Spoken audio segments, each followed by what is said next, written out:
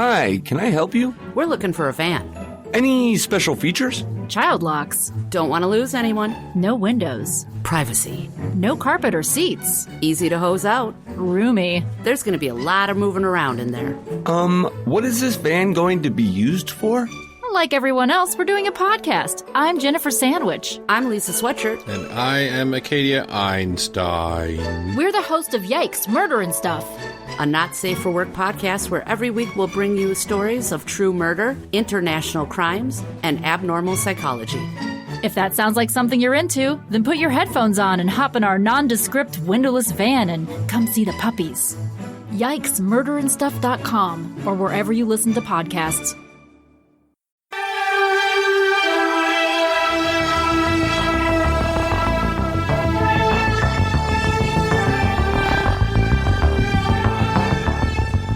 Hello. Welcome back. Happy New Year, mystery solvers. Perhaps it's you. An unofficial Unsolved Mysteries rewatch podcast. And surprise, we're actually talking about Unsolved Mysteries today. Not just hero dogs for once.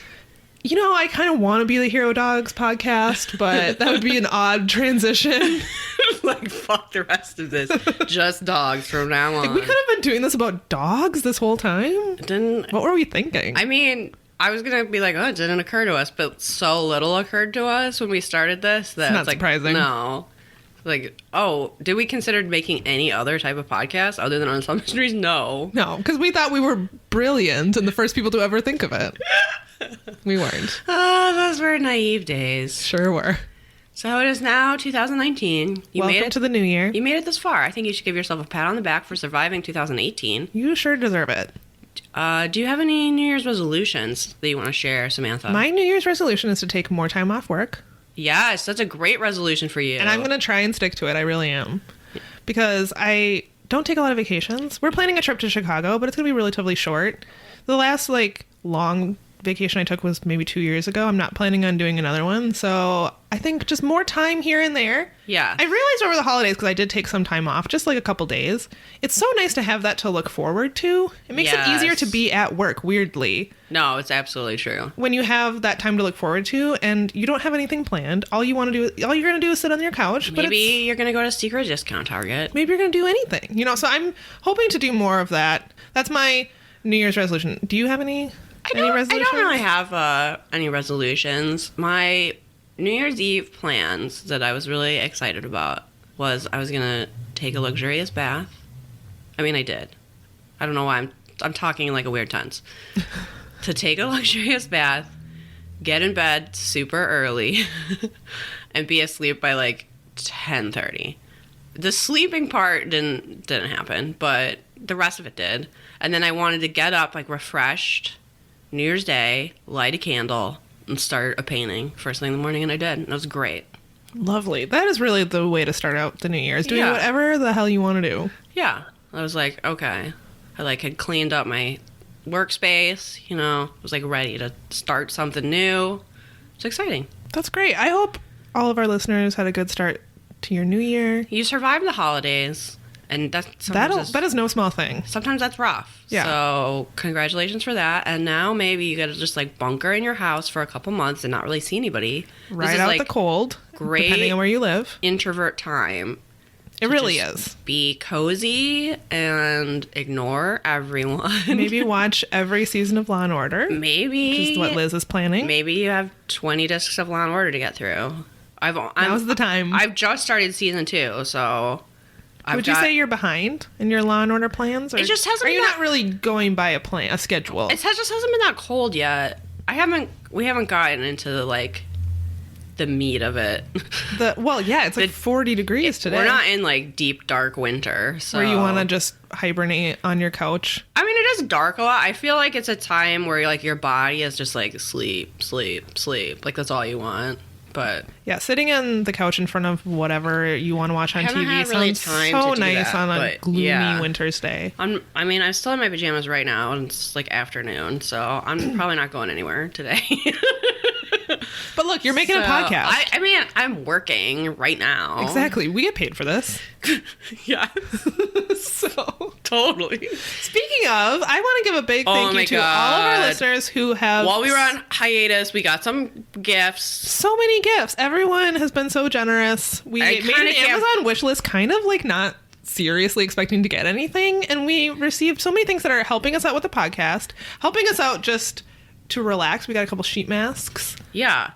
George sent us a microphone arm that Samantha is using right now, and Amazon was not cooperating. He had to really struggle. Amazon, I don't know what Amazon's Shipping deal is. got so we had a lot of convoluted problems with the holidays, I feel like, and they just I don't even know. But we had a lot of problems. I appreciate everyone he persevered to make sure that you would get this microphone arm. This microphone arm is amazing. Yes. We previously were using microphone stands that sat in front of us on the table. Which is why we were always knocking them. Constantly knocking the microphone because I have notes, I have all these cords. Our setup is, look, it's not probably as good as it could be. So there's cords everywhere.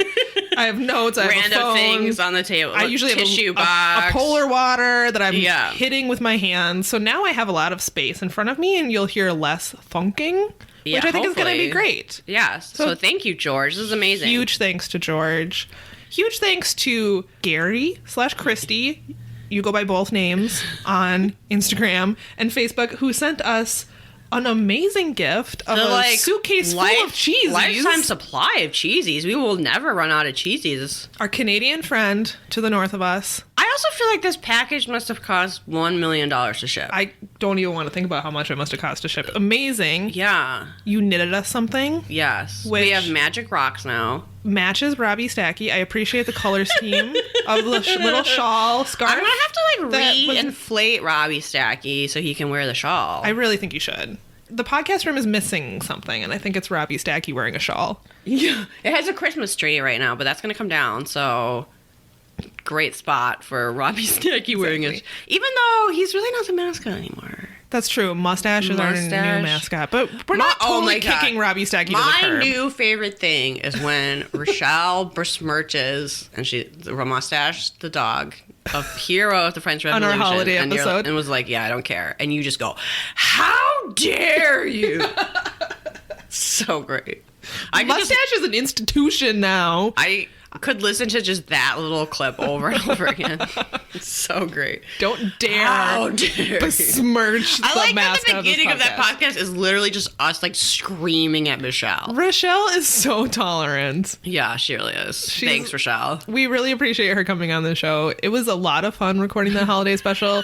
If you liked it, let us know, because we have a lot more ghost stories, let me tell you. They That's weren't true. good. They were not good ghost stories. We have even more mediocre ghost stories. We had fun reading them. So, yeah. So basically, I just wanted to give a big thank you to everyone who sent us something. Maxwell. Maxwell sent us a witch calendar to help us hex the patriarchy this year. So nice. Maxwell is the host of the Relic podcast. An amazing podcast you should definitely check out. He's like in the process of moving to Australia, and he's sending us calendars. His life, I watch his life play out on Twitter, and I'm just like, I live vicariously through Maxwell, because I would love to be moving to Australia. Except for the things that can kill you. I'm not all about that. I mean, but there's people who can kill you here. Exactly. So, and in Australia, you have the beautiful coastline. Like, I would love to be there. Yeah. So, seems nice. Thanks, Maxwell. We need a lot of help planning. We do, actually. We're going to need that. Because we have a lot going on in February. Liz and I are both going on trips. Yeah. So, I don't know how we're going to crank out the content in February, but we're going to use this calendar to figure it out. So, Maxwell, thank you. We appreciate it. Oh, I'm going to put on some eye masks. Oh, me too. I'm putting on CLG, firming and detoxifying. Mine literally says rich on it. We're going to be so beautiful. I can feel my crow's feet disappearing as we speak. This feels lovely. Mine smells really nice. I don't know if that's good to put under your eyes, but... Make me young again. All right, okay. Is this your favorite part of the podcast where we put on sheet masks and eye masks? Obviously. Wait, what episode are we on? So we are doing season 3, episode 10. Did we have any update? I know I had an update. Did I write it down? I know I did too. Okay. We've had a little bit of a break. Look, it's, Do I remember who Robert Stack is or what an unsolved mystery is? Some days barely. Yeah. Oh, one update is that I noticed that now you can watch for free on Amazon Prime Troll 2. So you're welcome. That bad movie I keep talking about. Very important update. Very important update. Be sure to check out the worst movie ever made, Troll 2. I feel like there was actually some important updates, but I don't remember what they are. you know what? They're gonna have to fucking wait. Sorry, everybody. We are professional podcasters. Sure are. All right, should we jump right into the mystery? Yes, you go first this week. I do. I have an unexplained death. This is an unexplained death. Usually Yes. that's just a way of saying murder. Not really sure about this one. Yeah, maybe that's why they call it that. So there can Possibly. be these things where you don't really know. Yeah, someone died, and it is unexplained. Okay, so on This August is a good one. 21st, 1989, 17-year-old Norman Ladner left his parents' country store to go hunting on the family farm near Pequawayne, Mississippi. It's a small town. Norman was a popular high school student who loved the outdoors. He knew his family's 122-acre property like the back of his hand. According to Norman Ladner Sr., his son was late coming home. He said Norman would always be back 7 to 7:30 in the afternoon, and about 7 o'clock I began to get worried about him because he was very punctual and it was most unusual. I have this to say about this reenactment. The kid they use for Norman looks way younger than Norman was Yeah. in real life. Norman was a high school senior. I think Right. he was 18. He may have been 17, but the kid they used for him in It's the like reenactment a kid. is a kid. That's a really good I point. watched this episode twice. The first time I did not catch this mention Yeah. of his age, and so that really affected how I thought about what could have happened based on thinking that he was like 10 Right. in the reenactment. So I want to mention that if you're watching along. No, that's a super He was good a high school point. senior. They show a picture of him. He looks like almost a young adult. Sure. All right. When Norman Sr. searched the property, he found his son lying on the ground. This reenactment is brutal. So they often use family members in reenactments, and I'm sure the family agrees to do it, but It's gotta it be had to have so been hard. really difficult for I Norman's don't father know to participate that that's a good idea. in these reenactments because they really do reenact him finding his dead son. Who wants to relive that? And like then the literally coroner coming, putting him in a body bag, and putting him in.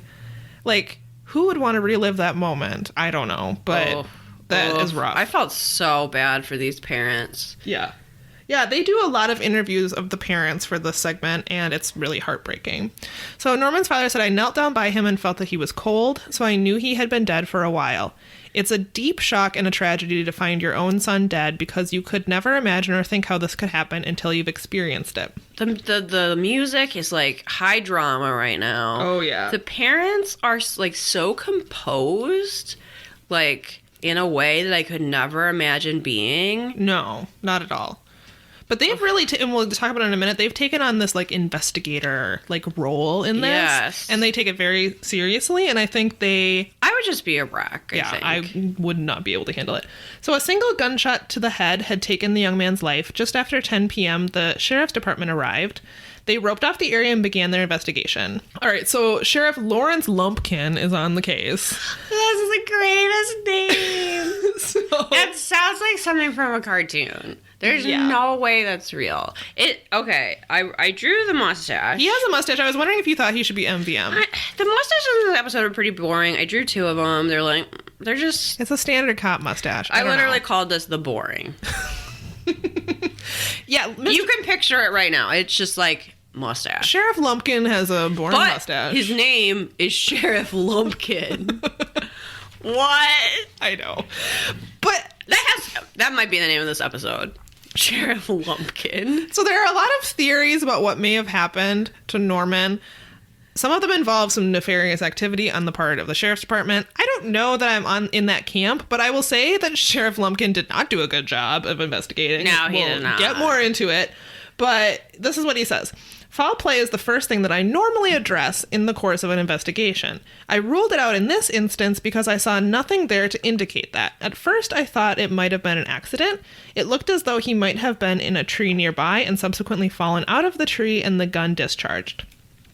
They arrive on the scene and instantly determine couldn't have been foul play.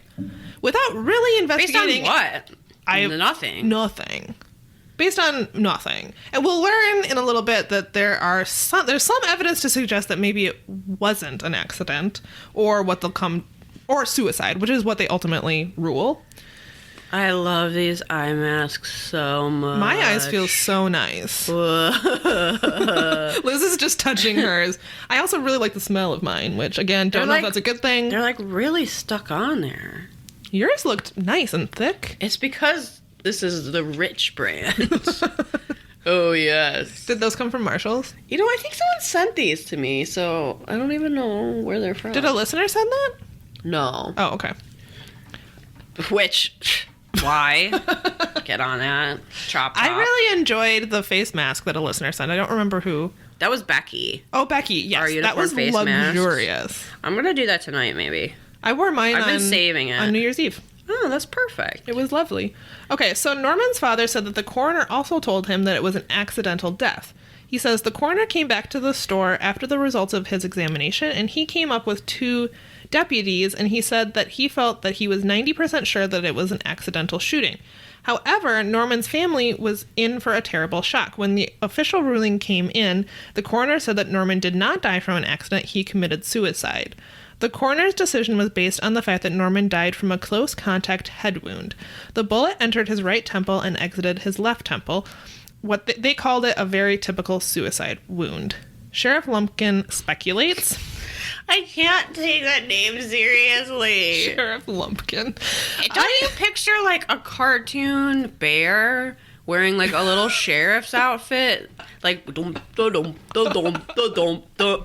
Yeah. And then everybody's like, oh no, Sheriff Lumpkin's here to break up the party. It's all the little forest creatures having a little party, and Sheriff Lumpkin rolls in. Oh no, buzzkill, Sheriff Lumpkin's here. It really does. All right, so Sheriff Lumpkin says, I think that he went back into an area where he felt comfortable and for reasons that we don't know, decided to take his life. That is a leap. The evidence is not really there. I mean, I will say they don't go into a lot of details. Like, we don't get detailed information on what was in the coroner's report, but it seems like they did minimal investigation. Now, I will say that... I can see why the family is not satisfied with this answer. Right.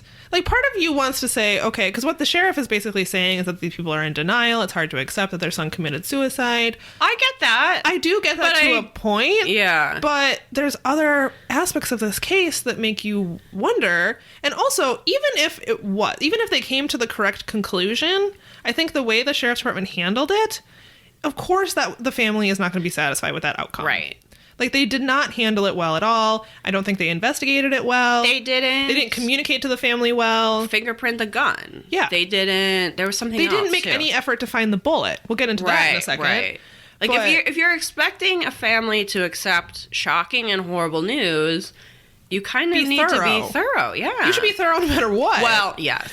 But don't be surprised they're not accepting your answer when you've done sort of the bare minimum. Like, even less than the bare minimum, yeah. So Norman Sr. couldn't see how this was possible. He said, I knew my son too well. He enjoyed and lived life to the fullest. He was happy. All of that. Which we don't know. People always say that. It's hard to say. We can only look at the evidence, really. So there were other problems. Norman's wallet with $140 was missing. He had a 1 1/4 inch long cut on the very top of his head. So if Norman had taken his own life, how did that cut get there? Authorities said that the head wound was caused by a bloody tree root found at the scene, but Norman Sr. doesn't think that's possible because the cut was on the crown of his How head. do you hit the crown of your head on the ground? And it really didn't seem like he wasn't found at the base of a tree. You know what I mean? Like, it wasn't like he fell straight down, right, or anything like that. Like, there were trees nearby. They're acting like he did a headstand and then committed suicide. Right. It's weird. So Norman's father says, we didn't see how that could happen because falling straight back, you would hit your head on the side or directly on the back, not up on the crown of your head, up on the peak, like the very top of his head. So Norman's parents began their own investigation. They dug around in the dirt where their son had fallen to see if they could find the bullet that had taken his life. They did find a bullet. Why is the family doing this? I don't know. Sheriff Lumpkin! Do your job. That's the infuriating part to me, because his mother is interviewed for the show, and like Liz said, she's very composed, but she talks about sifting through bits of her son's brain that was in the dirt. That is rough. And the fact that the family had to do that, I think his siblings participated. Unacceptable. Okay. So they found a bullet. This is what Norman Sr. says. We found a bullet that was longer than the bullet that Norman's gun would hold. The chamber was not bored out for the length of that bullet, and it had dried blood and hair. We examined it under the magnifying glass, and I guess it looked like his hair. These people are not forensic scientists, but they've been put in this position where they have to find the evidence themselves. Also, like, is it a coincidence that directly where their son's head was, they found a bullet covered in blood? Right. Like, the sheriff tries to say, this is what Sheriff Lumpkin says, we don't have any reason to believe that that was the bullet that was fired that caused the boy's death, mainly because we feel that the boy was standing at the time that the gun was fired, and if that was the case, it would not have been in the ground underneath his head. He was trying to say that the trajectory of the bullet, based on what the coroner said, meant that he had to have been standing. So just ignore this other evidence? I guess. And what Sheriff Lumpkin said in the show was, we don't know where that bullet came from. Well, the family's telling you where it came from, where they found it. Yeah. Like, you're just going to completely dismiss that? I suppose the chain of evidence is maybe not true. But because they didn't look. Right, the sheriff's department should have found They've brought that on themselves. You would think that part of the investigation would be to excavate the area underneath the head. If you haven't found a bullet, absolutely. But they didn't do that at all. So the Ladners gave the bullet... They did very little, it seems like. Yeah, to a state ballistics expert, but he could not tell if it had come from Norman's rifle. And when they were given back the bullet, they claim it was not the same one that they had found. A few weeks later, Norman's parents went to the coroner's office to request his ruling. His mother said that a stranger interrupted their conversation. He said, Mrs. Ladner, don't open this case up. You have other children. I suggest you raise them for your own good. You'll never find the person that killed your son. And then he just left. This is a weird interaction that I think a lot of people use to suggest that maybe there's some corruption in the police office. Okay, so unfazed, Norman's father returned to the area where his son died. 300 yards away, he found a strange radio-like device that looked homemade. State authorities said it was not an important clue, but a neighbor suggested he show it to an ex-narcotics agent who lived in the area. Norman Sr. recalled what he was told. This is his quote. The former DEA agent said that this was a type of device that drug dealers use to signal aircraft by sending out a low-range signal for the proper alignment to drop a shipment of drugs. So this kind of sounds like a Boys on the Tracks type of situation, where in this rural area, it may be the case that these planes are flying in, dropping drugs. I have to say, it's really a shame that Hillary Clinton killed this boy. Tisk, tisk, Hillary. She was real busy. She left the scene where she was rolling those boys onto the tracks. And then she was like, I gotta make a quick stop, everyone. And then she, like, cocked the rifle, or I don't know anything about guns, but, you know, like, and then she was like, let's roll. And she hopped in the back of a Jeep, and they went and they killed this kid. Right? I'm assuming that's what happened. That'll probably be the update. If no one knows what I'm talking about, we're talking about the Boys on the Tracks murder, which some people think literally think that Hillary Clinton is the murderer. And I just, when will her killing spree end is my question. So wild. Hillary, stop. I don't remember do you remember what season? Was that in 1 or 2? I think that was 1. So we talk about the Boys on the Tracks episode. That is in such one of it is wormhole. Oh my goodness.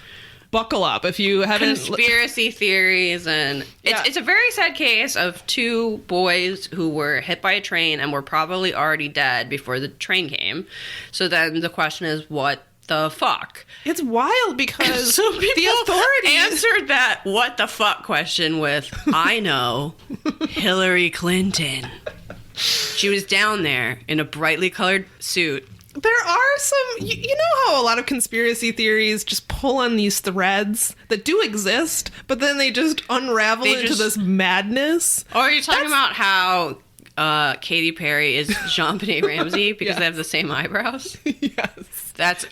Did I make that up? No, I could never make that up. That's a real true. theory. It's real true. Did you know that your eyebrows don't change? That's like the hinge of the When you're a young child to when you're a pop star, you have the exact same eyebrows. Yeah, I'm sure no work has ever been done on Katy Perry's eyebrows. No, I'm sure that's the way they just grow in. Oh my god. Yeah, no, there's Bill Clinton was the governor. Like there's these threads that people like pull on to get to this. Could the governor's office had done theory. more investigating? Absolutely. Were authorities in this area probably involved? Yes. Yeah. Does that mean that Bill Clinton and Hillary Clinton themselves rolled those boys onto the tracks? They were like, Bill, no one can know of this. There's only one thing left to do. Yeah. And Bill went, don't worry. I'll take care of it. Do we believe the coroner's or the medical examiner's ruling that they had smoked 40 marijuana cigarettes and then just laid down to sleep I almost on the tracks? About the 40 marijuana cigarettes. No, At we least do not. No one in this case is claiming that this kid smoked 40 joints. And I'm sorry, it's more funny to say marijuana cigarettes and then was like, fell on his gun. And then fell on his gun. Tried to make out with his gun and it went off or something. Yeah. So because we know who did it. Hillary Clinton. Where was she that day? Yeah. Prove she wasn't here. Think about it. Killing this boy. Think about it. All right. I feel like that's actually a person who's like probably every moment is like very well chronicled. Oh, I'm sure. Like, I'm sure we could pretty easily find out where Hillary Clinton was that day. Opposed to me, you know, it was like, where was Liz? I don't know, probably at home asleep. Who knows? And it's just like, oh, she was actually like out at this fundraising event, yes. for So, murderer. So Norman believes that his son came upon drug dealers in the woods and they killed him because they didn't want any eyewitnesses. Authorities continue to stand by the coroner's ruling, but Norman's mother says it was nothing less than cold-blooded murder. She says, "We will not stop the investigation no matter what until it's finished. We owe it to our son and we owe it to our children. We owe it to ourselves and we owe it to the other people's children out there as well." So sadly, this case is unsolved. I believe Norman's parents, at least his father, are both passed away, and they never got a resolution to this case. I had so much respect for them in this segment, and it's just such a fucking tragedy, and it's really horrible. Regardless of whether or not the authorities in this area are corrupt and involved in this drug smuggling, we don't know. It does appear that they did a poor job investigating this. They ruled it either an accident or a suicide, and that was that. They didn't look into it. The fact that they dismissed that radio that's on his property makes me think they were at least like looking the other way. I think so. And maybe they didn't. You get those vibes from it for sure. Maybe they didn't want to investigate this death more because they didn't want to draw any attention to the drug thing and the fact they were looking the other way. It could be that. It doesn't mean necessarily that the drug dealers killed him, but they didn't want more light on that. Yeah, or they didn't want people looking into what was happening in this area. It's a really good point about his age, because when I was thinking about him younger, I was more inclined to think it was an accidental shooting, but I don't know. I think Unsolved Mysteries is a little... I don't know if they did it intentionally, but it does seem manipulative, the way that they shot this reenactment, because he looks so much younger. And you do think, how could this young boy commit suicide? Right. Which younger children do, but it's pretty rare. It's not as common for a young man, because Norman was a young man. And so you have to take that into consideration too. Yeah. So it's like, I really don't know. I really don't know. One of my reactions to it was absolutely like, if this is a result of him seeing drug dealers, like, that's the result of the war on drugs. Right. Like, cracking down on drug dealers just creates all these other crimes, like all this unnecessary violence. Yep. That's so unfortunate. That really, it's just like, let people do drugs. Oh my God. It's like so not worth it. No. Oh! It's really not. But my true anger is reserved for the killer, Hillary Clinton. When will she apologize, everyone? When will she be stopped? When How will many her dead reign children? of terror? Until The thing is, there's probably a podcast going on right now that is saying the exact same thing we're saying, except like serious. Totally seriously. When I know. will her reign of child murder end? I know. Never. All right, you have the next one. I have another unexplained death, and this has another really great name, which is Dwayne McCorkindale. Is he a truck driver? You bet your sweet ass he is. This takes place in Chandler, Oklahoma, November 12th, 1988. How much did you want Unsolved Mysteries to play one of those trucker songs? You know what I'm talking about? Yes. Because they take a moment to like wax poetic about The CB radios and how truckers are out there on the open road with their only lifeline is a CB radio. Howdy. Yeah, and he wanted like, we're gonna have a convoy or whatever this song is. Yeah, but obviously Unsolved Mysteries couldn't afford that, so True. Sorry. You just get like a little... You could maybe while you're watching the segment turn it on. Yeah. Turn YouTube on your phone or whatever and play that convoy song. It's the only one I know. The footage of the trucks while they're talking about this is like very cheesy and hilarious to me. I really literally wrote down footage of trucks, haha, because they're like rolling over the hills in the sunshine, and it's like it's so silly. It's like such a like very American, the romance of the open road, interstate highways. Yeah. I don't know. It's so funny. But this case is actually sad. It is at approximately 8:20 on November 12th, 1988. The body of 28-year-old truck driver Dwayne McCorkindale was found next to a highway phone booth at a rest stop in Chandler, Oklahoma. Coins were scattered around his body, and it seemed that he had been shot to death while being robbed, which is especially sad because truck drivers like purposely don't really carry cash on him, and it's thought that he had like $25. Yeah, at the most, the murderer would have made off with $20. Yeah, it's like, all right. No. Somehow, if he had more money, his death would seem more justifiable. I was just about to say not worth it, but then I thought, well, no amount of money would be worth it. No, but it's like... But it's still it adds to the tragedy. It makes you go, you're bad at crime. Right. Like, you're killing people over $25? Like, go rob a bank. Right. What's wrong with you? Yeah, so very sadly, Dwayne was a married father of twin girls from Kansas City, Kansas. He had been working as a truck driver for a couple years.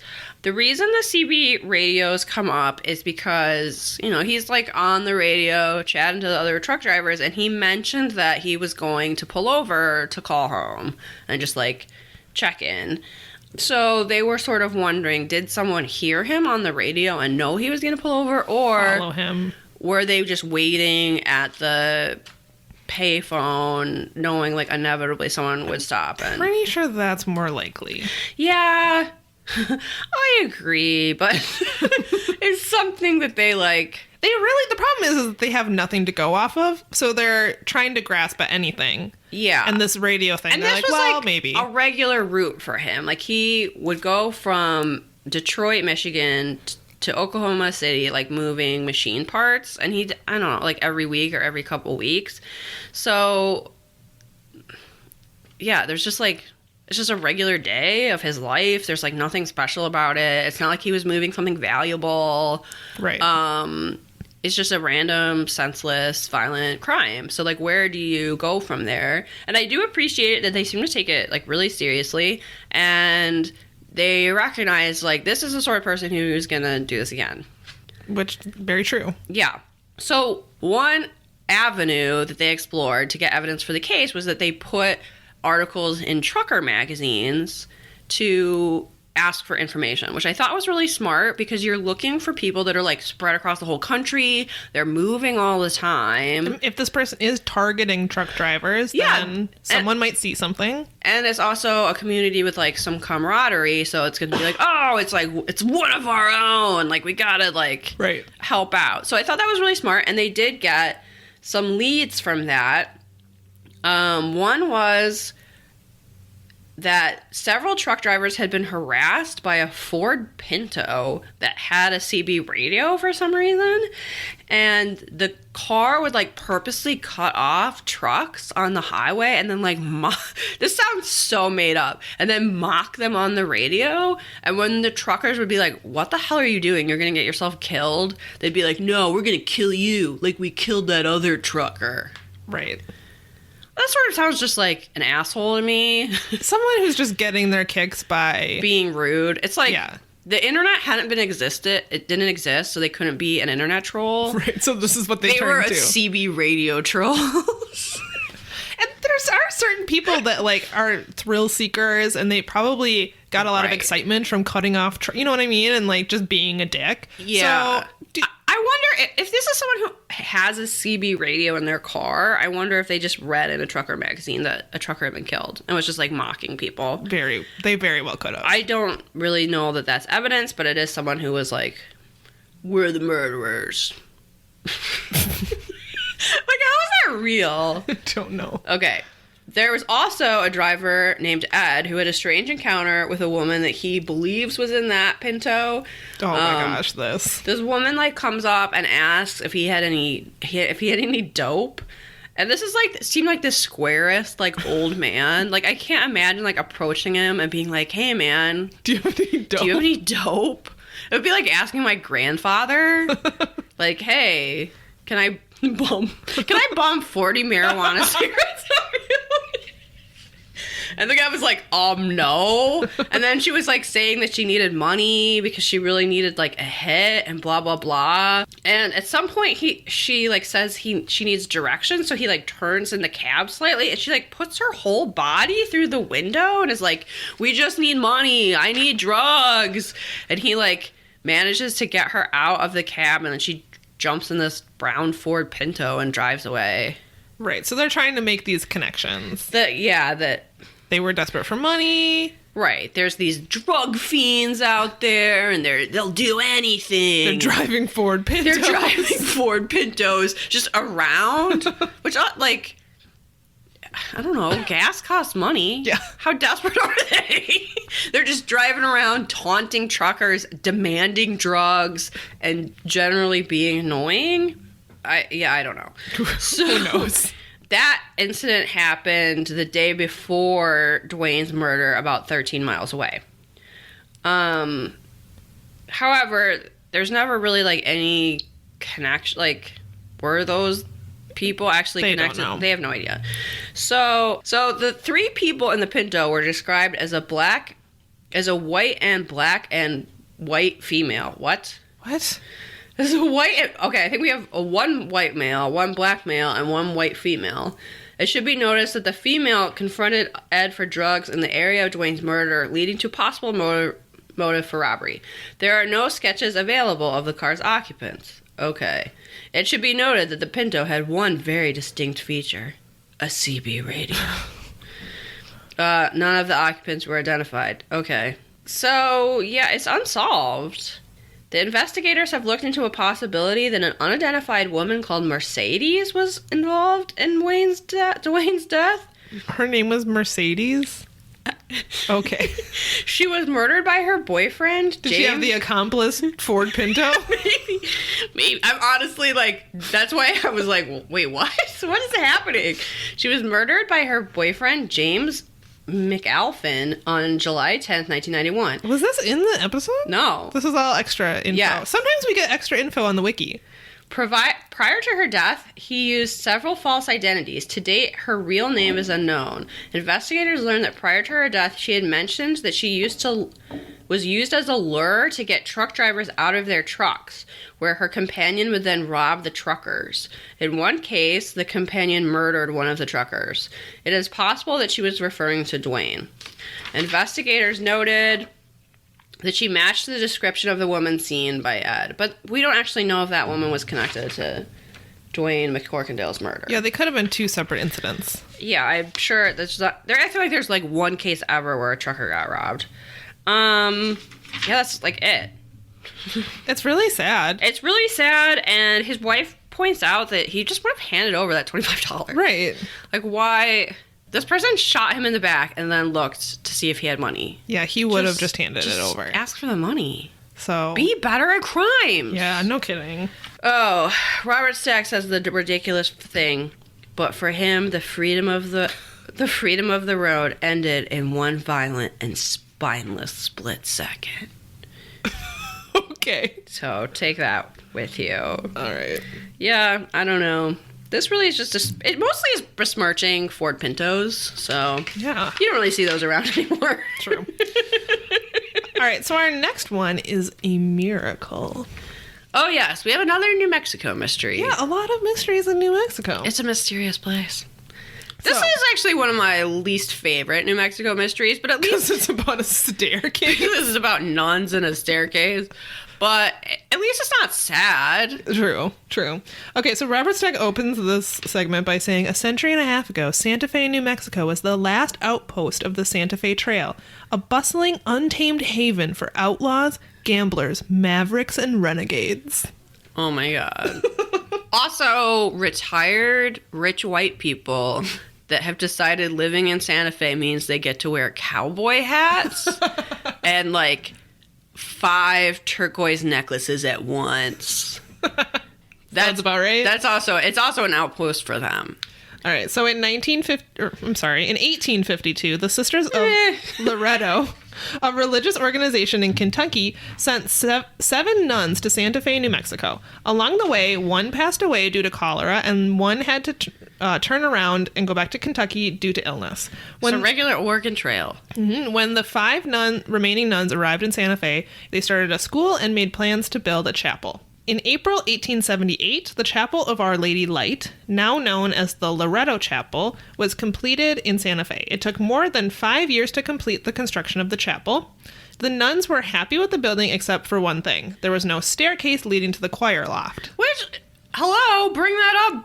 When? During construction. Why do you wait till it's done? And you're like, well, obviously we need a staircase here. So part of the problem, there was a woman interviewed for the show. I'm not sure what her credentials are, but she says that staircase expert. Typically, for most chapels, they would just have a run-of-the-mill straight-up ladder, and that's how you got to the choir loft. So that was how this one was built. The problem is that the nuns wear long robes, so they are not able to climb a traditional ladder. Little known fact, nuns hate ladders. So this was not acceptable. I'm trying to imagine myself climbing a ladder in like a maxi skirt. I would fall and break my neck. It's more their hatred of it, though. Well, maybe they despise ladders. I'm just making shit up that's not even funny. But I do think maybe they should have brought up this problem earlier. Should have probably mentioned it. So they brought in several... Use your words, nuns. Communicate.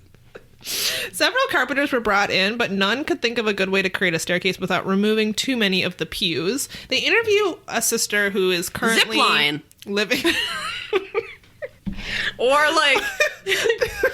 Yeah, how would they get up though? Well, you put a staircase harness outside, and then they climb it. Yeah, and then they zip line to the choir. Yeah, or you just put like the harness on them, and then like, you know, you just hire a really strong man to just like crank a winch. You hire a really strong man to crank.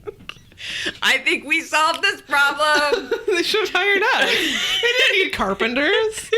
Like, here, this is what you need to do, sisters. Trampoline. You could cut a hole in the ceiling and just drop them in from a helicopter. Have I shared that for some reason my high school thought a good use of money was to have our mascot, who was a tiger, what's that when you jump out of a plane? Skydive into a football field during a pep assembly. What? Yes. How much did that cost? I have no idea, but That's insane. Even as a high school student, I was like, this is not a good use of funds. And also, like, I don't know, to like get low enough they were like, okay, and now your mascot, which I think was called Tony the Tiger, but then they had to switch it for obvious reasons, so they were like unveiling, I don't even know, Timmy the Tiger. Timmy the Tiger. So that, but then like the plane had to like fly around in a circle for like 20 minutes while we sat there, and then anticlimactically a guy in a tiger mascot outfit skydived into the field and was just like, ta-da! You were all like, can we get on with it already? And we were like, couldn't you have like done anything else with that money? My locker's rusty. So here's what they do. They skydive into the chapel. That would make Sunday service a lot more exciting if the nuns skydived into the choir loft. But also, my school song was Eye of the Tiger, which I'm sure is a copyright violation. Probably. So I'm just picturing that song playing as the nuns Your school didn't even come up with its own song? No. They just stole Eye of the Tiger? Stole Eye of the Tiger and played it like 20 times over the intercom every single Friday. Oh. But yeah, I'm just picturing the nuns coming in like, dun, dun, dun, dun. And here it is, Sister Agatha. Dun, dun, dun. I am crying.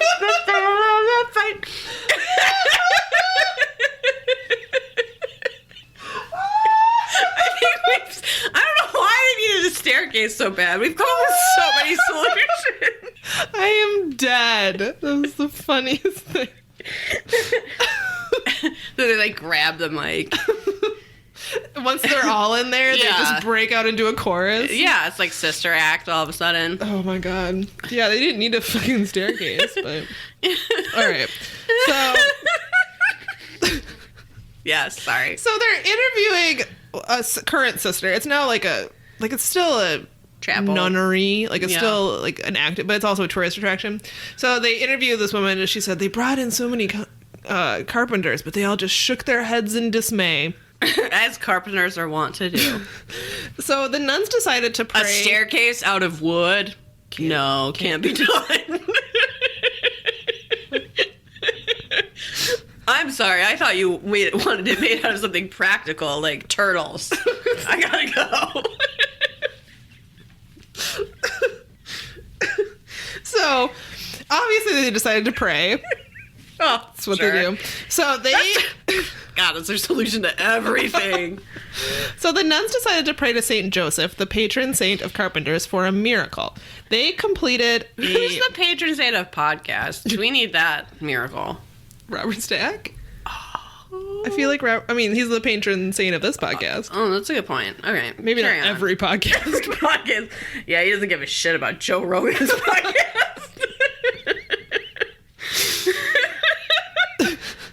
Dun, dun, dun, dun.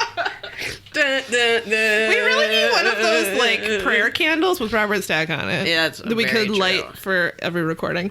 Okay, so they decided to complete a novena, which involves praying for 9 days. On the 9th day, a mysterious carpenter arrived at the chapel. He agreed to build the staircase for the nuns. He looks like a Lifetime holiday movie Santa. He sure does. Talks like he's in a Lifetime movie as well. Yeah.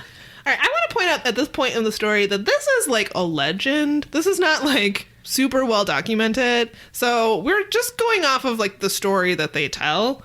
But I mean, I guess we can just, for the purposes of this, assume that it's 100% accurate to what happened. Okay. All right. So... Dun, dun, dun. After more than 6 months, his work was completed. The nuns were amazed at the spiral staircase that he had built.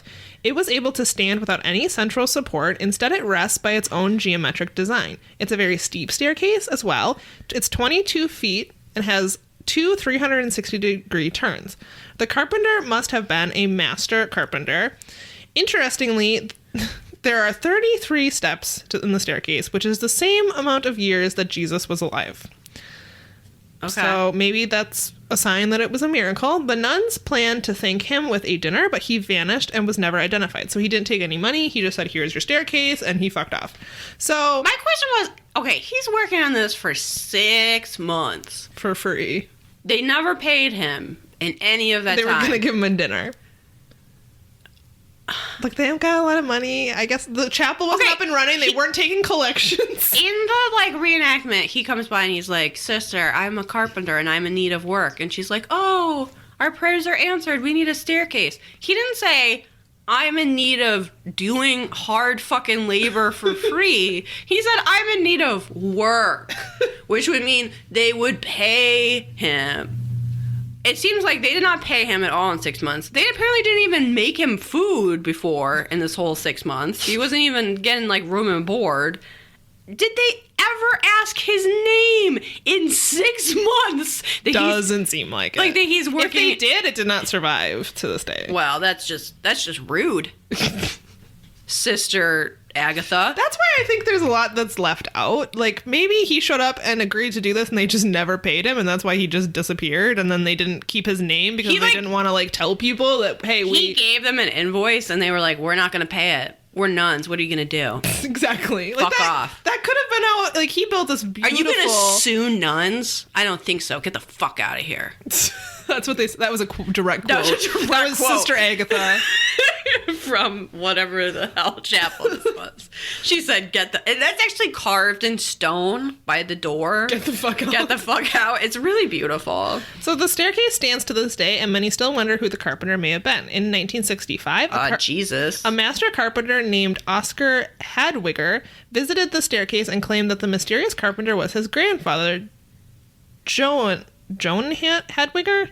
Sure. He had told his relatives that he had traveled throughout Colorado and New Mexico building various things. He claimed that he had built free the staircase back in 1878. It's possible that maybe this guy's grandfather just did it out of the goodness of his heart. I guess that could have been. But how did he eat? I have no idea. How did he pay for materials? Maybe he was rich. I don't know. In 1970, Oscar found tools that he believes were his grandfather's and that was used to build the staircase, along with several design plans that may have been used for it. Included in this find was a hand-drawn spiral staircase that had 33 stairs. So, and we all know that this is the only spiral staircase in the entire world. Oh wait, you've seen other spiral staircases? That's why this kind of doesn't seem that impressive. Well, I think it could have been this guy's grandfather. His grandfather said, I was traveling in this area building things. He was a master carpenter. He had a design for a spiral staircase. He said, I built that spiral staircase. The issue is that the nuns want to believe that it was a miracle and this was a man sent from God. And so they completely dismiss this. In fact, the nun that they interview for the show says that she doesn't buy it. Of course not, because they did their prayer thing and then this guy showed up and then they didn't pay him. Which the part I don't understand is, couldn't you believe that God sent this person who was actually a person and like put it on his heart that he was going to build this staircase for this chapel? Like, yeah, that seems just as miraculous as he was literally an angel sent from the sky. Like, so the nuns don't want to accept that they have the answer to who did it. Maybe it's because they don't want to pay the grandson. Because they've got this outstanding invoice in the back that's for thousands of dollars, and they're like, we don't want to pay that. Just say it was a saint. Exactly. So there is really no concrete proof, but there is some evidence that maybe it was this guy. I don't know. Anyway, this beautiful staircase stands to this day. You can, if you're visiting Santa Fe, New Mexico, it's a tourist attraction. You can go see it. It's the Loretta Chapel. I honestly can't remember if I saw this or not. I know I went to the chapel, and I can't remember if you had to pay to see the staircase. You probably do. So if that's the case, then I'm sure I went. I've seen a staircase, and I laughed because that does not sound like something I would pay money for. It does look beautiful. In fact, this man's grandson became obsessed with the staircase and made like 3 like perfect models of it out of wood, and those themselves look gorgeous. They showed one in the show. But yeah, look, I'm just a cheapskate. I don't know what to tell you. Oh, I want to hear from people in New Mexico who have seen The Thing, which I never went to see. All over New Mexico, there are these billboards that are like, stop and see The Thing. And they don't tell you what the thing is. And from what I've heard, the thing is not really one thing. It's like a place you go where there's all these like carved branches and weird shit. And you keep going through until at the end, it's Hitler's car. What? Yes. I would be so pissed if I show up and I expect to see this like glowing blob that's like from outer space and it's fucking Hitler's car. Yep. Why haven't we burned it? That's a great question. Okay. But I would like to hear from other people if you can confirm that that's what the thing is. A bunch of weird carved wooden branches and Hitler's car. It's bizarre. Okay. Oh, New Mexico. I love you. Okay, we've got one more. It's sad as hell. Yep. So you might want to grab a stuffed animal, hold it close Maybe to your heart. Warm cup of tea. Yeah, because This one's rough. it's not good. You're not going to have a lot of faith in humanity. Nope. We talk about the case of Nylene Marshall from Clancy, Montana. This dates back to June 25th, 1983, which I want to think that was a good year, but apparently not. On that day, 4-year-old Nylene vanished while on a trip with her mother and stepfather in the Elkhorn Mountains. They were on a picnic at Helena National Forest. There was other families there. She was like Other children. out at this creek, like this very shallow creek, sort of splashing and playing with other children, like hopping from rock to rock. Like It sounds like the place you would go as a kid and have so much fun. it's like the absolute most wholesome shit you can imagine. Like you're out there for a family picnic and then you meet other children and that you instantly become their best friend, right? And you just have like a day running and frolicking and enjoying the sunshine and, I don't know, catching a frog or something. Sounds lovely. Sounds lovely. Unfortunately, around 4 p.m., she and several other children were playing, while playing on the banks of the creek. Nylene is never seen again. Yeah. There's like a massive manhunt for her that turns up nothing. A couple of the children remembered an unidentified man in a purple jogging suit talking to Nylene. And this is terrifying. Yeah. One of them says that he pointed in a direction and told her to follow the shadow. Oh, that's so creepy. That's the last person she's seen with before she vanished. Disappears. Now, these eyewitnesses are probably also like 4. That's true. So, who really knows? But it seems like there's all these kids playing, you know, the adults were still eating or whatever, and this guy approaches Nylene and is like, hey, you want to play a game? Like, let's run this direction.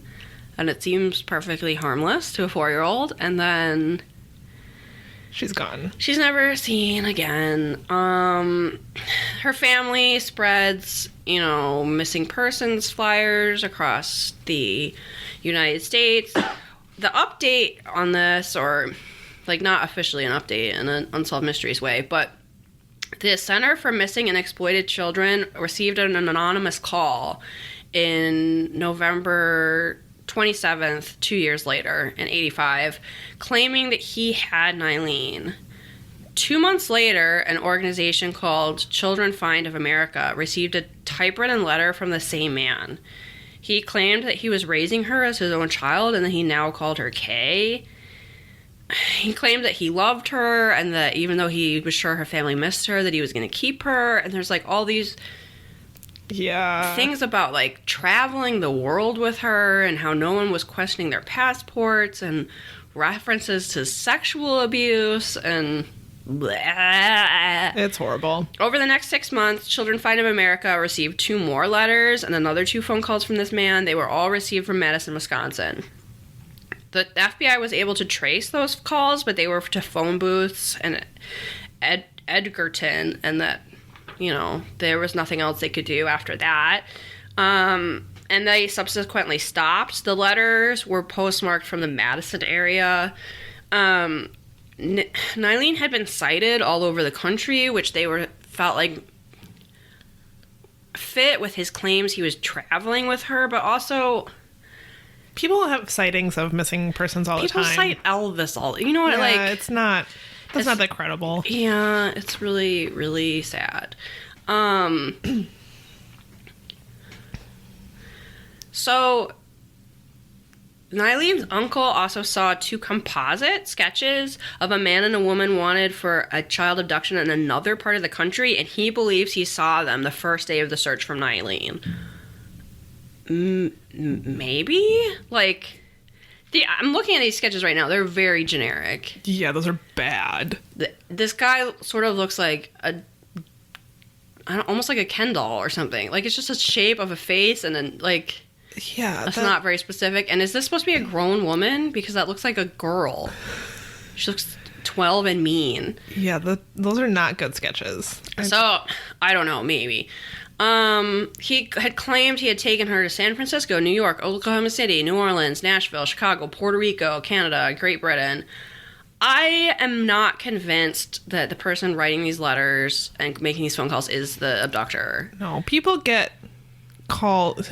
Unfortunately, this phenomenon that happens where families of missing children get these calls. It happened in the Jacob Wetterling case. None of those people had Jacob. Yeah. But they harassed the family for years. Cruel, and I'm not a psychologist, and I can't explain what would compel people to do that. But it does happen. It does happen. And we also saw that in that case of the couple from Canada that got murdered, and then their family got taunting letters. And it turned out it was just someone who was mentally unwell. I have no real reason to say this, but my gut instinct is that the person writing these letters and making these phone calls is not the person who abducted Nylene. Probably not. And I just don't think they would want to leave that evidence to trace them. Okay, so there's a twist that was not talked about on Unsolved Mysteries, and this is wild. I'm like on the edge of my seat. So, following the airing, a viewer believed that one of his schoolmates was Nylene. So he called in the telecenter and was like, look into this person. I think they might be Nylene. So the police went to their house. It wasn't Nylene. It was another missing child. What? Monica Bonilla, who was abducted by her father. That's a different Unsolved Mysteries case that we haven't gotten to yet. What?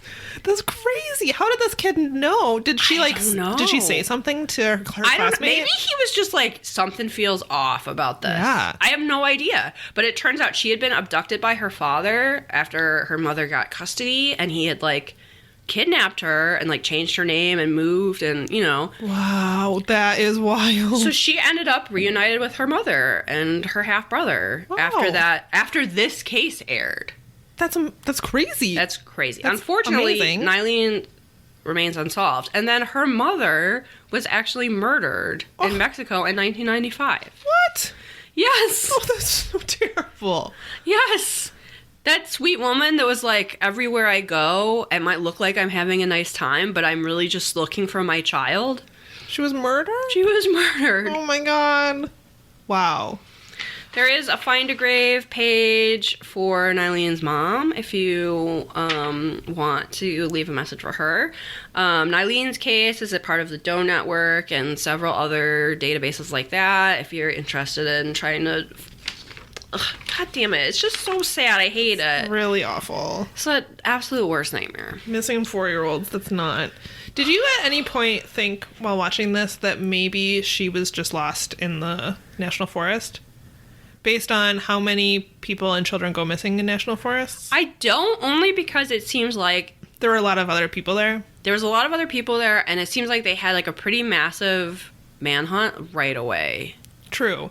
That's true. I thought of these cases because there's so many bizarre stories of people who go missing in weird ways. Like children who it seems like they're not old enough to like walk super well are found like miles and miles and miles away from their campsite in like the dead of winter. Like there's really wild stories about people going missing in national parks. I guess it's if you believe this purple jogging suit man thing. That's the thing. And it does seem like she was interacting with the other kids. She had no reason to leave them. Like, right. That it seems likely that she was abducted. If she left playing, you would sort of think that she was lured away.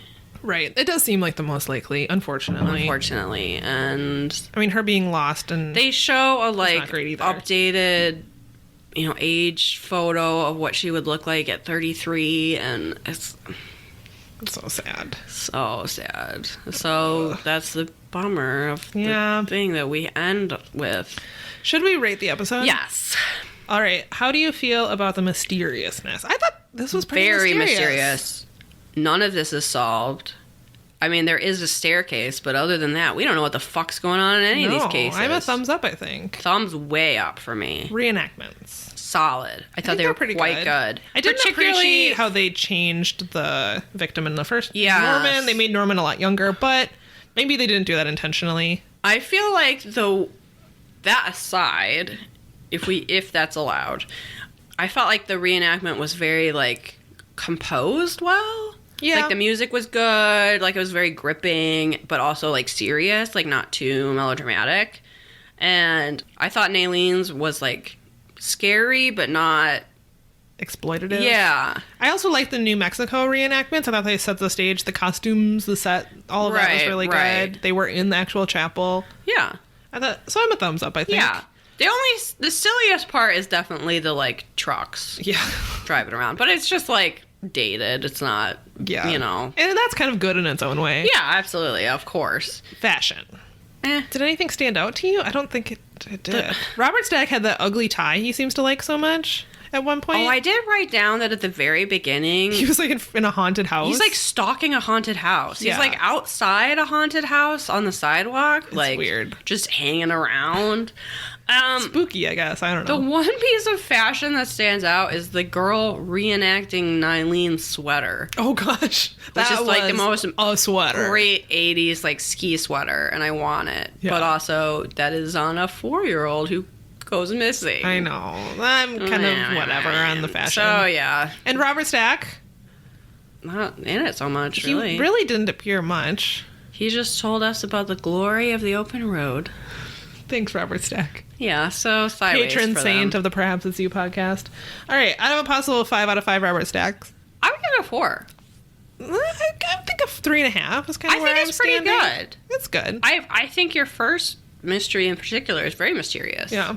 And has a possible cover-up and yet another murder by Hillary Clinton. Yet another. The trucker murder is a little straightforward, but it's something different. It had some elements that we've never seen before. Yeah, and the missing person is sad as hell, but I mean, that comes with the territory. I'm glad that it solved this other missing child. That's wild. And I think the nuns should have got a zip line. So I would go with 4. All right, I'm a 3.5. I think that's where we stand. And that's it. That's a wrap on episode 10. Now we're going to fight it out over that last half Robert Stack. You know, how dare you? Just outrage no. abounds. No. What do you think Mustache would rate it? I think Mustache would probably rate everything 5 out of 5 Robert Stacks. Dogs are just always happy like that. That's true. I was going to say he would rate it 1 because it didn't have enough revolutionary themes. He's like, but it speaks not of the ill of the bourgeoisie. You know, maybe that's what Mustache would say. Yes, Liz, maybe that's what a dog would say. It was a revolutionary dog, so. All right. Do you have something to recommend? The first recommendation of 2019? I do, and I'm excited about it. Okay. And it's makeup related, Ooh. So if you don't care about that, you can just fast forward. I ordered this from Ulta during the, Black Friday, hullabaloo. Yeah. It's the Desert Oasis palette from BH Cosmetics. Ooh. And I just love it so much. Can we see? Ooh. Have you So it's used all that bright blue? Yes, I have. I think I wore that for some Christmassy thing. So it's mostly like a shimmery palette, and it's surprisingly earthy for me to pick. There's a lot of neutral tones. They're kind of warm. They're neutrals. so easy to apply and so soft and so shimmery, and it's just like I like the big ones. I'm gonna swatch this. It's just like, bam! Wow, that is a lot of shimmer. It's so good, and the reason I'm bringing this up is because BH Cosmetics is pretty cheap.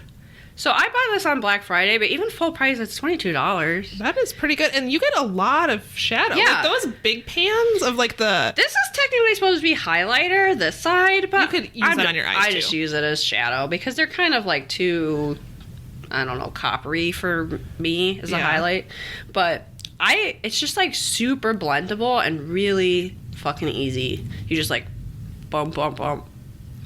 One and done. Yeah. I really like shimmers like that. You can you just use your finger just to put on your eyelid, and then all of a sudden you look made up. Yeah. exactly. And this is like, this color sand, this like neutral color is like fucking perfect. Oh, this makes me want to buy some makeup. Oh my god. I'm just gonna sit here and look at all these pretty shiny things. No, it's just like super easy to use, and I'm just like, well, I think I'll just keep using this until it's gone because I love it so much. I love palettes like that. Liz got me some Becca highlighters as a gift, and my favorite one is the purple one. Really? I've used it a lot. It doesn't really look purple on the skin necessarily. But it's this beautiful, like, it gives you this glow that's just like the perfect amount of extra. I really like it. I gave Samantha these like mini highlighters, and one of them was called Amethyst. And when I gave it to her, I was like, look, you're never going to use the Amethyst one. It's fine. I've used that one the most out of all of them. Because I just expected it to be like really purple. It's very subtle when you put it on your skin. It looks really nice. I don't know that it would look nice on all skin tones, but on mine it looks really nice. Yeah. And they're the right size because they're these little, so you get a variety. You're never going to use up a highlighter. Never I mean, ever. Yeah. They're called like little highlighter macaroons. Super cute. Of course. Oh. Yeah, I don't really have that much to say about this. I just love it. And it's pretty affordable, and I love recommendations for affordable makeup because you really don't need to spend all your money on makeup to get something good. It's fascinating to me. So I didn't buy any makeup for like fucking 15 years. I just like cut it as an expense, and you know, whatever. It was like too broke. And then, you know, the election came, and I was watching a lot of Drag Race, and I was like, you know, I want to buy some makeup again. But it had changed a lot in that time. And in learning about it, drugstore makeup is so much better than it used to be. So much. And price doesn't really correspond to quality at all. It's like, it's such a crapshoot. Right. Like, even within one line, like, one color could be good, but one color could be terrible. Like, so it is kind of helpful to get some recommendations and reviews. And I think these are like so pretty. And yeah, $22 is not bad. And also I feel like BH Cosmetics goes on sale at Ulta a lot. So you could probably get it for less than that. Well, that's a huge palette. That size palette in some of the higher end brands would be $80. Right. So the fact that you got it for $20 and then you got it on sale is like, I think that's a really great deal. And that's one of those things where unless you're like collecting makeup like the people on YouTube, you don't need that many eyeshadows. Like you could just have that. Yeah. You don't need anything else. It's pretty shimmery. There's a few mattes, but I feel like it's just to put under shimmers. Probably. But I'll get a lot of use out of this. Anyway, I just nice love big it. mirror. That's good too. Yeah, and it's not like that for $22. It's not like the nicest packaging. Like this is cardboard, but the mirror is not like warped. Right. It's like it works. It's not like one of those that are kind of like a funhouse mirror. Exactly. Yeah. So you could actually like take that traveling or something. Yeah, and also like if it breaks, you're not out all that money. Right. So yeah, great recommendation. That's my recommendation. I brought this when I was home for the holidays, and that's just all I used, and it was perfect. Nice. Yeah. So in lieu of a recommendation, that's kind of a recommendation, I thought I would give my review of the movie Bird Box. Oh, yes, I wanted to talk to you about this. I read the book, and I actually recommended the book on the podcast, and I was reminded that I had recommended that book on our Facebook group. And so I finally watched the movie Friday night. Uh-huh. And I was really looking forward to it. I don't want to say I was disappointed, but when I saw how much hype it was getting, I'm like, ugh, is this going to be good? Yeah. I will say my basic review is that overall I liked it. And if I think about the movie as its own thing and I don't compare it to the book, I think it was an okay movie. I don't regret the time I spent watching it. I would recommend people see it. It wasn't very scary. The book is definitely horror. And I would say the film is more of a thriller. Yeah. In fact, Travis refused to watch it with me because he doesn't watch horror movies. And I think he could have, because I don't watch horror movies either. I wasn't scared. The things I liked about it, the acting. Obviously, Sandra Bullock. I love everything she does. Wong from SVU, which he's been in a lot of things. That was such a pleasant surprise. I didn't know he was going to be in it. And I was like, hello. Did you watch the movie? Yes. Okay. Mm-hmm. So, I was like, look, Wong looking like a daddy. I was here for it. That haircut? It looks nice. I swear he looks better every year. Yeah. So I enjoyed that very much. The film is a lot less fucked up than the book. Oh, interesting. That was why Travis said he wouldn't watch it with me, because he's like, I heard it's really fucked up. And I was like, if they're true to the book, it would be super fucked up. But they really tamed it down, and I thought it probably appeals to a wider audience because of that. There's no dogs in the film, which I appreciated. And a part of me was sad to see some of those plot lines fall off. But you can't put it all in. Well, yeah. And the fate of the dogs in the book is not good. And so I wasn't looking forward to seeing that on the film. I'm happy they cut that out. I'm happy with most of the decisions they made. I mean, you're always going to have changes when you adapt a book to a film, right? I mean, they're going to have to cut things out. They're going to have to go faster. Like, that's just how it is. And I thought, for the most part, they made good choices. The things I didn't like, I thought they jumped right into it too fast. They figured out what was going on really quickly. They didn't have time to waste on that. They're like, not at all. Obviously, we can't look at this thing. And I was like, okay. How did you know Based that? on what? Yes. So in the book, the lead up to the event, this is one of my favorite things about post-apocalyptic fiction, is seeing the characters before and after, the world ends. And in the book, it's much more of a slow burn where you get a lot of events leading up to it and you kind of feel that suspense. Right. They jump right into it in the film. They don't have time. In a way where I feel like if you didn't read the book, maybe you wouldn't care about that as much as I do, but I really missed that in the film. That which makes sense. They don't have time, I get it. They have to cut things out. The other thing that I found weird, and maybe having not read the book, maybe you'll tell me if you thought this was weird, is that there's a lot of characters that, like, don't do anything. Like, sure, yeah. Most of the plot is in this house. And in the book, obviously, the characters are much more well fleshed out. But in the movie, there's, like, characters you never really even meet. I don't even remember some of their names. Like, why were these characters even there? They don't do anything. And it's just this really crowded house where you don't get to know almost anyone. Like, there's a few characters you do get to know, and there's, like, these other ones that just end up disappearing. Are just in the way. Yeah. So that's bizarre. I didn't love that as much. My biggest gripe is that they don't really flesh out the bird box part very well in the film. Like, I get what they were doing in the film, but it's a lot different than the book. And a lot of the plots that in the book went along with, like, the box of birds are some of the scariest parts of the book and the most suspenseful, and they just completely got rid of them. And I feel like in the film they got rid of them so that they could fit in more of this plotline that I find kind of problematic, in which they use people with mental illnesses as villains. One of the central parts of the climax does kind of surround that, but it's not, like, the biggest part of the book, and it's not as overt and problematic as I thought it was in the film. I actually was going to ask you about that after we finished recording. Yeah, so I don't like that, and it's in the book too, and I will admit it's problematic, but there's so much more in the book, and they left all that out and really played up this part in the film. And not only did I not like it, but I thought what a lot of the criticisms I have seen on the internet around this movie is that it was predictable, and I think that's part of it. Like, it's just a tired trope that is completely predictable and not suspenseful at all, and they could have gotten rid of that and been more true to the story in the book, and I think it would have been more exciting and a lot less problematic. Yeah, because I was okay, spoilers. If you haven't watched this, I'm gonna plug your ears or some shit. Yeah, you may want to cut this off. Yeah, that there are people who can look, and I thought that was gonna be, like, better explained at some point. And it just wasn't.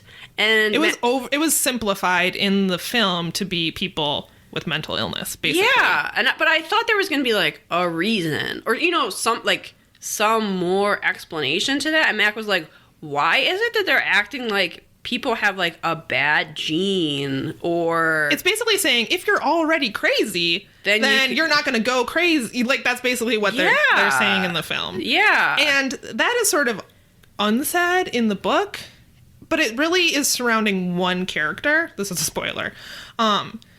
In the movie, it's like this whole plot point with all these characters, and that's sort of the climax, and that's not in the book at all. So in the book and in the film too, there's 3 time periods. There's before, and then there's, like, in the house with all the characters, and then there's this time, this is not a spoiler because you learn this at the beginning, where Sandra Bullock's character is alone, essentially alone. They changed almost everything about that 3rd time period. And I think if they would have stayed more true to that, it would have been less predictable. It would have had much less of this nonsense. And it would have been scarier. I found the beginning of the movie really riveting. And then, like, as it went on, yeah, just, like, very predictable and like other movies you've seen. Like, Yeah. kind of like 28 Days Later, kind of like just a lot of post-apocalyptic. You're just like, okay, now is the part where blah, blah, blah, right? Right. Now is the part where, yeah, we meet these Right. quote unquote. And I crazy- also felt like it sort of had a message of, like, don't help people. Because every time they did, it ended up being bad. Yeah. And so that didn't seem great to me. It was sort of No. like only help children or like only help your like literal family or I don't know. But it was sort of like don't help strangers. And I was like, that is not really the message we need right now I is to know. not care about people you don't personally know. Well, and part of what they left out in the film is how they survived because it was so fast. Yeah. And so in the book, you really get more of how the characters interact and how they team up and how they make these plans to get from day to day. Yeah. And they have these like missions they go on and they use that bird box a lot more in a way that makes which interacts more with the outside world, and it's much more suspenseful. It has a aspect of they kind of form their own family amongst, you know, they were Right. previously strangers. So a lot of that just got cut out in the film. And yeah, the end result is something that's really simplified and yeah, kind of has this message of only take care of yourself. Right. So Also, there was like 5 minutes where I thought Sarah Paulson and Sandra Bullock were lesbians, and then they weren't. And maybe that's just me typecasting Sarah Paulson, and I apologize. But then I was like, oh, they're sisters. Bummer. that was not well played out at all. Bummer. Because there's a part where Sandra Bullock's like painting, and then Sarah Paulson comes in with these like groceries and like looks at her lovingly, and I was like, oh, Sarah Paulson, so typecast, always the lesbian. And then it was like, wait, they're sisters. Whoops. Yeah, I thought it was a nice loving partnership with a horse girl and an artist. And then I was kind of like, That could be oh. your fan fiction. Yeah, I'm sure someone's working on that already. That's already exists. So that's my review of You Bird Box. need to It was write fine. the Bird Box meets Phantom of the Opera. That would be something. Worlds collide. Except it's a phantom pig as the main character. That picture you found of a phantom pig who's like standing in a boat. That's his, you know, in underneath the opera house where he has that like lair and there's a moat around it. Oh Obviously, you haven't watched The Phantom of the Opera a million times when you were in middle school. no, I haven't. Sorry. So that's what he's. I see, If you okay. don't follow us on social media, we posted this photo I found on Google Images about literally it's a pig wearing a Phantom of the Opera mask and It's outfit. my new favorite thing. He's in a little rowboat. Someone get a tattoo of that. It's so good. Phantom pig, because in our holiday special we talked about a phantom pig Yeah, at the Minnesota State Fair. Fairgrounds, which let us know if you've been to the fair and you saw the phantom pig. And I'm you assuming you didn't get a picture of it because No pictures exist. He cannot be captured on film. Wow. Well, that's probably where we should leave it for today.